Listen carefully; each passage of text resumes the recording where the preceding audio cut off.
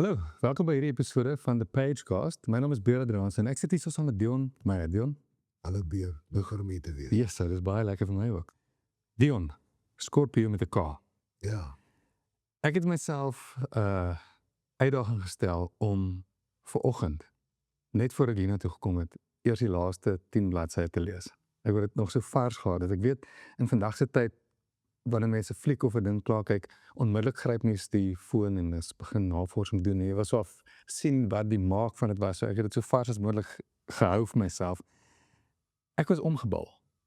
Jy het 'n paar balanseringstoertjies hierso gehad wat ek begin dink het gaan uitmekaar uitval en dit het nie. Ek wil net vir jou vra, het jy met hierdie boek, was dit vir jouself 'n manier om bietjie sin te maak van die malligheid van die hedendaagse wêreld? Want dit het vir my as 'n leser so gevoel. Dit het 'n gevoel asof ons amper op dieselfde algoritmes is met die elemente wat jy bymekaar getrek het. ek dink vir my is skryf in die algemeen van al my boeke 'n poging om te probeer sin maak. Ek dink die lekker ding van skryf is dat jy dit so kan struktureer en navors sodat jy kan verstaan.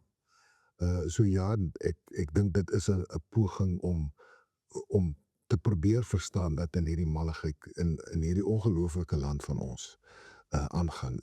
Die boek, en dis een van die dinge wat moeiliker is om oor te praat, want ek mag nie sê watter ware gebeurtenis dit op gebaseer is nie, want ek het 'n wonderlike wenk en groot vertroue gekry van iemand wat ek baie vertrou.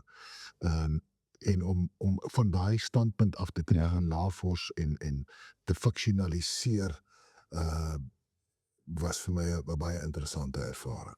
Ek is die afgelope tyd totaal gedompel in die nuus en ek wil nou nie spesifieke nuusgebeure noem in ons land nou nie, maar daar's kommissies en dinge wat aan die gang is. Dit was baie vreemd om dit te kyk en parallel hierdie boek te lees, want dit voel asof jy weet voorbodes gevoel het van wat kom. Daar's verbintenisse. Ja, maar ek bedoel, ek het voorbodes gehad. Jy weet, ek is redelik, ek is baie bevoorreg dat ek mense in die polisie het, wat ek ken, met wie ek van tyd tot tyd gesels. So ek was bewus gewees van sekere probleme in die strukture. Ek moet erken dat ek nie geweet het van alles wat nou besig is om uit te kom, maar dat daar strukturele probleme is en dat daar korrupsie is, selfs hier op die dorp. Jy weet, daar's nog 'n klomp ander dinge. Ja. Ek dink dat nou eergister was daar berigte gewees oor hoe die bendes die polisie in die Wes-Kaap geïnfiltreer. Ja. En dat dit stelselmatig besig is om al hoe meer uit te kom.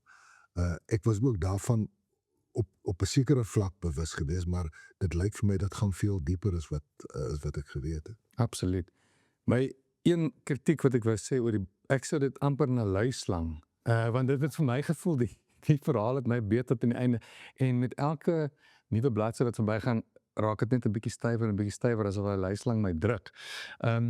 Ek wou met jou vra of daar vir jou 'n verbintenis is tussen hoe jy jou hoofstukke opdeel, en selfs jou spreekbeurte en die musikaliteit wat jy ook in jou boeke het en jou eie liefde vir musiek, want daar's 'n ritme hier, so 'n toonaangewende ritme wat soos 'n jy weet 'n snaartrom is wat die kadette in oorlog inlei. Ek is baie bewus van tempo wanneer ek skryf. Ek dink die genre vra daarvoor dat die tempo voortdurend moet voortstuur. Ja. My grootste vrees is dat die leser verveeld sal raak. So ek probeer die hoofstukke se lengte, en dis raad wat ek jare gelede by Lee Child gekry het, die Brits-Amerikaanse skrywer. Ons het gesit in Toronto by 'n groot misdaadfiksie kongres. Was ons 'n paar skrywers aan tafel gewees en ek het vir hom gevra, hoekom is jou hoofstukke so kort? En toe sê hy doen dit absoluut net om die tempo van die boek te versnel, sodat die leser nie kan ophou met blaai nie. Toe het ek begin eksperimenteer daarmee en ek het baie daarvan gehou. So dis een deel daarvan, en ook om die tonele, jy weet, daar's 'n ou sê ding in speurinspanningsfiksie, wat uit die Engels uitkom, wat sê, go in late and come out early. Go in late beteken, moenie 'n lang aanloop hê nie. Begin die boek waar die polisman of die twee speurders by die misdaadtoneel is, wat hulle oor die lijk staan, en daar skop jy daar af. En come out early beteken, as die storie ontknoop het, as die spanning verlig is, dan moet jy nie nog 10 hoofstukke skryf, dan skryf jy net nog 'n slothoofstuk. So alles gaan daaroor, dink ek, in die spesifieke genre, oor tempo, oor spanning behou, oor spanning bou, om die leser betrokke te hou. Daar is vir my niks lekkerder as om te hoor, iemand kon nie die boek neersit nie, want dit is wat ek hoop as skrywer. Ja. Jy noem nou die kom laat in en verlaat dit weer vroeg, is iets wat ons in die filmbedryf ook gebruik. Jy weet dat die toneel so laat as moontlik begin. En ek weet jy self is ook nou al verlang in die filmbedryf. Ek het gewonder met hierdie, en dit is eintlik baie gepas dat dit net jou gesig agterop is en nie 'n opsomming van die boek. Mens moet bietjie blaai om daarby uit te kom, want mens wil amper niks weggee nie. Maar van die verskillende dinge, elemente wat jy hier bymekaar trek, hoeveel van dit is dinge waarvan jy reeds kennis gedra het en hoeveel van dit moes jy deur navorsing gaan? Want ek dink aan dinge soos musiek wat ek nou reeds genoem, die filmbedryf is ook een. En dan is daar 'n klomp ander elementdrade wat jy bymekaar trek en iets soos die akademie en spesifieke ingenieursnavorsing in sekere rigtings. Waar was daai balans vir jou met hierdie boek? Ek het met hierdie boek verskriklik baie navorsing gedoen. Ek ken die filmomgewing so bietjie. Daar's 'n atelier, 'n TV-atelier wat gebaseer is op een wat ek redelik goed ken.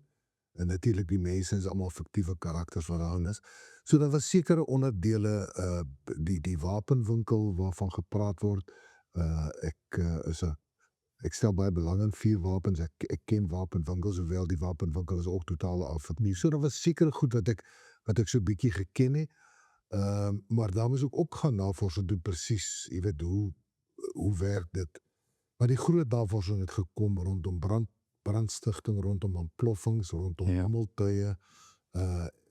En dit was 'n lang en 'n interessante, maar vir my die snaakste ding van Scorpio was, gewoonlik is jy weet, 'n mens werk baie hard en jy swoeg en sweet en worstel vir die eerste 2/3 of die eerste 3/4 van die boek en dan begin hy galop en dan is die laaste kwart is gewoonlik waar die muse op jou skouer kom sit en die woorde vlieg. Scorpio was nooit so nie. En dit was juist omdat ek moes navorsing doen tot die bitter einde toe. Ek het nooit daai finale stuwing van momentum gekry nie. En dit was worsteling regdeur. Wat ek dink wat tog 'n goeie ding is, want hoe mense die hele tyd betrokke by die skryfproses, maar dit was bitter baie navorsing. Ja. Jy steek die navorsing baie goed weg. Dit kom ongelooflik natuurlik uit. En ek dink wat vir my baie gehelp het met die lees daarvan, was dat dis eintlik die emosionele ondertone wat vir dit vorentoe dryf. Die plot is daar natuurlik en die navorsing is daar. Ek bedoel, daar's so baie emosionele aanknoppunte hierso. Ek sal dink Vennote, die paters, Bon en Griesel natuurlik. Dan ook die konsep van paas. Het jy self ook 'n bietjie van 'n emosionele verbintenis hierin? Ja, jy weet dis iets wat ek al baie lank oor dink, en ek weet Julian Jansen, die baie beroemde en vaardige joernalis van Netwerk 24, dis vir hom ook nogal 'n belangrike ding. En die afwesigheid van paas in die spesifieke Suid-Afrikaanse konteks het 'n geweldige invloed op die samehorigheid van die samelewing. Dit het 'n geweldige invloed op misdaad. Waar daar afwesige paas is die kanse dat daar misdaad in die gemeenskap gaan wees baie hoër. Ek het dit ook so deur die jare opgetel in my navorsing oor misdaad. Hoe gebeur misdaad? Wat maak mense meer geneig tot misdaad? Dis iets waaroor ek baie nalees. Nog altyd. So ek wou so 'n bietjie daarmee op begin werk. Maar dan is dit ook die kwessie van, jy weet, as jy 'n reeks karakters het soos Benny en Von, dan moet jy met elke boek iets nuuts bring. Een van my ander groot vrese, behalwe om my leser te verveel, is om myself te begin herhaal. Om dieselfde storie en dieselfde trant oor en oor te vertel. Ek dink my lesers verdien beter as dit. Dat ek myself ook uitdaag en iets nuuts aanpas. So ek het met Benny, met die vorige boek is Benny op die nippertjie getroud. En nou is die vraag, wat kan 'n mens in sy lewe, in watter fase van sy lewe is hy nou, en met sy agtergrond van, hy is geskei van sy eerste vrou weens sy alkoholisme, sy seun, ook in die vorige boeke, het 'n baie slegte verhouding. So dit was vir my 'n geleentheid gewees om na daai pa en seun verhouding te kyk. Gelukkig Won en sy stiefseun, sy verhouding is baie goed, Ja. maar en hy's 'n sterk vader verteenwoordiging in Craig Donovan se lewe. Maar tussen Benny en Fritz was daar in al die vorige boeke nog groot probleme gewees, en ek het gedink dis 'n geleentheid om daarbey aan te sluit en ook die hele ding van afwesige paas te ondersoek in terme van misdaad en in terme van ons samelewing en die stand van ons samelewing, veral in die minder gegoede dele. Nou om dit so 'n bietjie te eksploiteer in terme van spanning, in terme van menslikheid. Daar's ook die ou gesegde dat as jy 'n boek skryf, is die heel belangrikste ding is om 'n karakter te skep in wie die leser kan investeer, vir wie die leser omgee. En die enigste manier om dit te doen is om my karakter so menslik as moontlik te maak. Gee vir die leser rede om 'n koneksie te maak op 'n menslike vlak met die karakter. En ek dink alle mense wat kinders het, is bewus van die ingewikkeldheid van die verhouding tussen ouers en kinders. Ons het 6 tussen ons, ek en Marian. So ons is ook bewus daarvan. Ja, elke kind is anders en hulle is in ander stadiums van hulle lewe, en ons gaan op die stadiums van hulle lewe. So dit was vir my 'n interessante en 'n lekker manier om dit te ondersoek en te verken en te kyk wat se waarde dit in terme van die storie vir my bied. Ek het nie verwag om bewoord te raak in 'n tipe krimi boek of 'n misdaadboek. Ek dink soms ek's afgestomp na met die bombardering van die moderne wêreld en hoeveel stories ons inneem en hoeveel genre stories ons inneem. So dit is vir my op soveel vlakke dit 'n pyp geslaag is, asof jy hierdie verskeie elemente en emosies en selfs die al die plot elemente, dit was nie tierlangtuintjies nie. Dit is dinge wat ek gevoel het, nie net jou karakters nie, want hulle moet, maar jy ook mee gegrappel het, soos hulle sê, gestoei het, en dit is wat my aanhou terugkeer. Ek kon dit nie neersit nie. Ek het baie bly met hom. Ja, nee. Ek wou jou vra oor hierdie tyd waarin ons lewe met AI wat soos 'n gevragsgolf op ons afbeur. Jou gebruik van die media. Ek het dit baie effektief gevind. Is haar naam Marita, die joernalis in jou verhaal.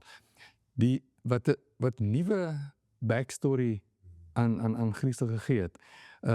Weer eens het 'n koeksusterie gebou waar jy's besig om met die tegnologie van die dag as ook die media se alomteenwoordigheid te speel in 'n manier. Was dit vir jou 'n bevrydende ding of was dit 'n Dit is 'n noodsaaklike ding. Jy weet, wat jy wil doen in elke boek is om die druk op die speurders so hoog as moontlik te maak. En die speurders met wie ek gesels sal ook praat dikwels oor die druk van die media, want die druk van die media kom van bo af.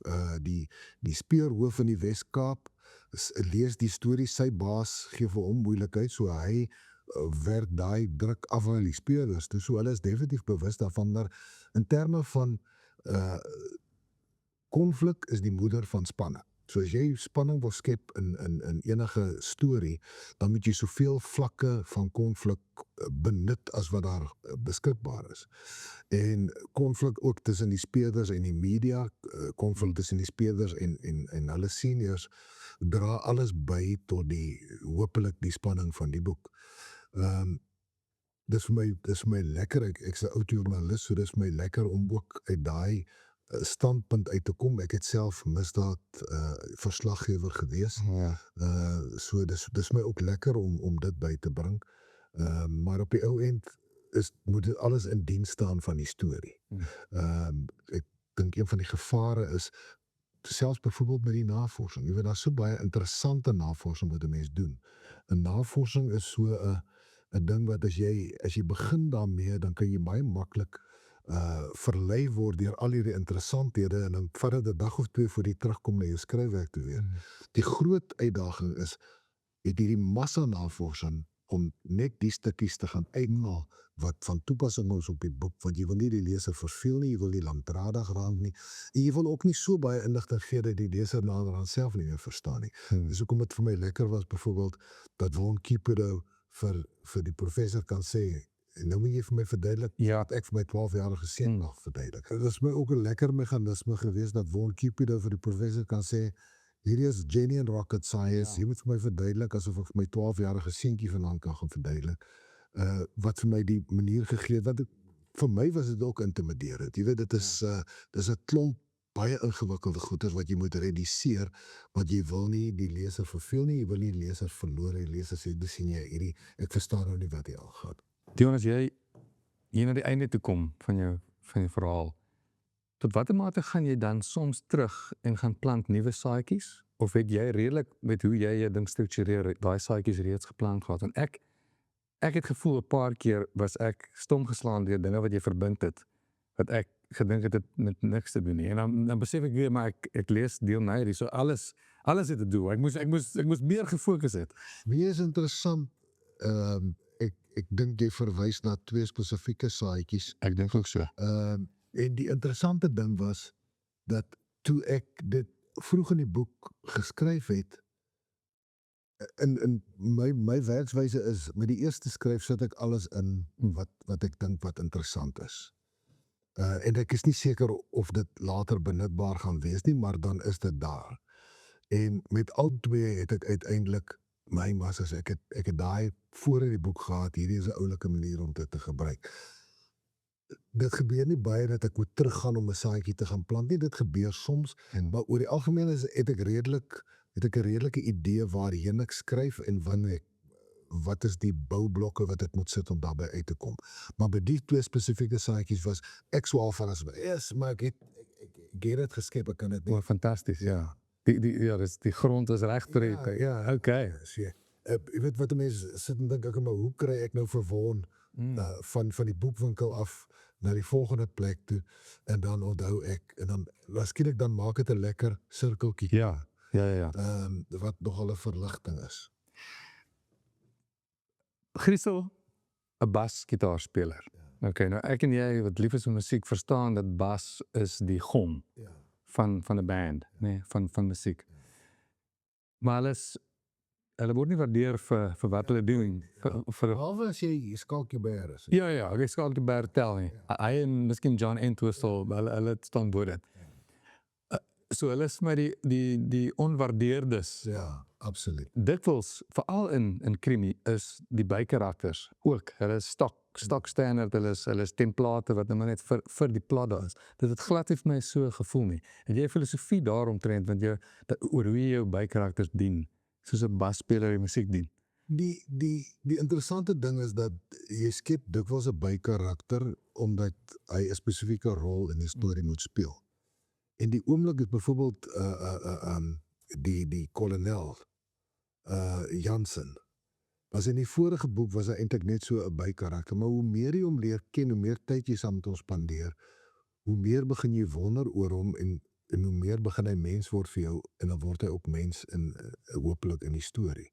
So ek dink dit is 'n baie natuurlike proses, 'n baie organiese proses van ek het nog altyd gesê, wanneer jy skryf, is die fiktiewe karakters wat jy skep. Ek dink nie 'n mens se brein kan regtig onderskeid tref tussen hulle, omdat jy spandeer dan soveel tyd saam met hulle. Jy hoor wat hulle sê, jy voel wat hulle voel ensovoorts, dat hulle word vir jou redelik werklik. En dan ook met die bykarakters, hoe meer tyd jy saam met hulle spandeer, hoe meer wil jy hulle vermenslik en vir hulle meer toeganklik maak. So dis nie 'n doelbewuste ek wil dit doen nie, ek dink dit is 'n natuurlike proses. Het Kiepedo destyds ook aanvanklik as 'n bykarakter by jou gearriveer? Ja. Ja. En ek het nooit, selfs Benny, jy weet, Benny was in Phoenix, was Benny 'n bykarakter. Ja. Die enigste doel wat Benny gehad het, was om Matthew Baird, die hoofkarakter, protagonis van die boek, sy pret te bederf as hy vir die eerste keer in 'n paar jaar weer met 'n jong dame afspraak het. En dan begin hy net so lekker, hy gee vir jou soveel kreatiewe moontlikhede dat jy hom so 'n bietjie meer inbring. En op die ou end was Benny een van die belangrike karakters in Phoenix, maar dit was nooit my bedoeling nie. Dieselfde nou met Jansen, hy was ook eers net die ou knorrige bevelvoerder geweest, maar nou begin hy ook al meer. Mbali Kaleni is 'n ander voorbeeld. Ja. Sy het in 13 uur het sy baie spesifieke kleiner doel gehad, maar dan ontdek jy haar as 'n lieflike karakter wat jou kreatiewe keuses vermenigvuldig en wat dit interessant maak, en dan wil hulle nie weggaan nie, en dan werk jy dan weer, en solank dit lekker is en die storie dien, dan ek dit, jy weet, kom ons kyk waarheen dit gaan. Dit is my baie opvallend, ek wil amper sê twee lyk met Von en Christel en Irene, en hoe min tyd hulle eintlik die saak het hulle so uitmekaar uit getrek, mens het nie daai tipiese buddy cop situasie aan die gang gehad nie. En die manier hoe jy dit vervleg het, dis so moeilik. Ek kan amper niks sê vir die boek nie, want ek wil niks vir mense bederf nie. Maar daar's iets baie mooi vir my oor die vennootskap van die twee manne. Ek dink veral in hierdie tyd, ek wil nou nie dinge te wyd gooi nie, maar ons is in 'n tyd waar almal praat oor mans en hoe vereensaam mans is. Ek dink vir lesers daar's iets wonderliks aan hierdie vriendskap en hoe beide mans hulle onderskeie lewens doen en hoe hulle by mekaar aanvul. Was dit iets wat vir jou ook soos jy geskryf het deur die jare aan die twee karakters uitgekom het, of is dit ook 'n organiese ding? Dit was organies, en soms raak 'n mens net gelukkig in die skepingsproses. Toe ek vir Von geskep het en ingebring het ek nie doelbewus gedink ek wil Benny se teenpool geskep nie. Ek wil 'n speurder skep wat alles is wat Benny nie is nie, en vir Benny weer alles wat Von nie is nie. Maar so deur die boeke heen het ek al hoe meer besef, maar ek kan met hulle verskillende dinge doen. Ek kan vir Von goeders laat sê, jy weet, en ook uit die feit dat Von uit die Kaapse vlakte uitkom, kan hy oor sekere dinge kommentaar lewer wat Benny nie kan doen nie. Dit sal polities bitter inkorrek wees. Net so kan Benny weer sekere perspektiewe gee, en dan ontdek 'n mens die potensiaal en die moontlikhede van wat hierdie twee heeltemal verskillende persoonlikhede vir jou gee as skrywer, om die storie lekkerder te maak. En dan begin jy dit al hoe meer benut. En dan kom jy ook agter, hulle verhouding is besig om te verander. Jy weet, in die eerste keer wat Von en Benny ontmoet, hou hulle niks van mekaar nie. En so stelselmatig leer hulle mekaar respekteer. Von besef sy sterkpunte as speurder word nie bedreig deur Benny se nie. Hulle is komplementêr tot mekaar, en dit maak 'n groot verskil. Von het 'n eetprobleem, Benny het 'n drinkprobleem. Dit is so hulle, en dan raak dit al hoe lekkerder. Dis ook iets wat so half ontwikkel, en dan sien jy die potensiaal, en dan begin jy dit meer ontgin. Totdat hulle, maar dan moet ek ook sê, jy weet, so deur die jare, soos wat ek skryf nou al misdaadfiksie van net toe die nuwe Suid-Afrika begin het en ons polisie deur groot veranderinge gegaan het van waar hulle met verskillende rasse en etniese groepe moes begin saamwerk. Daar was 'n tydperk gewees in die polisie se geskiedenis van die laaste 30 jaar wat as ek met die ouens praat, kon sien hoe moeilik dit vir hulle is. En dan het ons deur die fase gegaan wat jy sien, maar hierdie ouens, hulle het nou sout saam opgeëet, en dit is deur diep water saam, en die bande, die kameraadskap wat deur daai vuur gekom het, is sterker as wat dit in die ou dae was. So ek het so 'n bietjie daarvan ook gebruik, en ek dink daar's daarom redelik waarheid ook daarin. Dat hierdie twee ouens wat so verskillende agtergronde, dat hulle sulke kamerade kan. Hulle samesyn was amper vir my die geborge areas van die boek, waar die res is dinge wat uit beheer uit spat, jy weet, maar waar ook al hulle net gevind het amper met mekaar kan incheck. Dit is my baie welkome, dit is teentype. En hoe hulle nodig het om met mekaar. Absoluut. Hulle weet wat dink die ander een. En daai absolute vertroue wat hulle het. Dit was baie lekker ook toe Benny nou besef, hy moet nou vir Von sê, een van sy boesemvriende is dood, en hoe moeilik dit is. En dan moet jy jouself verbeel, hoe gaan Von hierop reageer. Want dit is die eerste keer eintlik dat ek vir Von deur so 'n baie persoonlike ding sit, En as dit nou 'n nuwe deel van sy karakter en sy persoonlikheid wat die mens moet gaan probeer vir jouself voorstel en verbeel en visualiseer en skryf. So dit was vir my nogal 'n lekker deel van. Hoewel die verwoord lekker was. Ja. Die eerste keer wat ek jou gelees het was my ma het vir my 13 uur gegee. Daai tyd. Sê vir jou maar dankie. Ek het verskeie keer al dankie gesê. En dis nou eintlik 'n bysaak, maar jy het ons band destyds genoem in 13 uur. Ek het nou weer een van my gunsteling bands, Dierbaar, hier in raak gelees. Groot aanhanger van hulle, die groep. Ek het gewonder, ons het nou vroeër gepraat oor waar jou kennis versus jou navorsing inkom. Dit moet vir jou lekker wees om sekere elemente te kan ingooi uit die waarheid. En op daai manier wat destyds met 13 uur vir my so duidelik gemaak het, is ek het toe net so half Kaapstad leer ken en dit mos daar, ek kon daai roetes net so hierso, die plek is so teenwoordig in jou, dis 'n karakter in jou stukke. So nou het jy jou karakters in hierdie ruimte, is dit raak vir my die fiktiewe en die nie fiktiewe raak so vaag in 'n manier wat ek dink mense net dieper en dieper in dit intrek. Ek sê dit nou maar eintlik meer om vir lesers aan te moedig om dit te lees. Maar ek wou vir jou opinie daar gevra het oor hoe plek vir jou karakter, nie noodwendig jouself en jou karakters vervul. Ek vind dat plek 'n bron is vir kreatiwiteit. As ek byvoorbeeld gaan soek na 'n plek waar die woonwa ontplof. En ook in terme van hoe kom dit ontplof en wat alles daar rondom gebeur. Ek het gery in die Devon Valley op. Ek het 'n klomp foto's gaan neem. Ek het tog al heelwat tyd daar deurgebring. En dan kom ek terug en dat ek 'n baie duidelike prentjie van hoe dit daar lyk. En dit rig dan die storie. Dit gee vir my moontlikhede.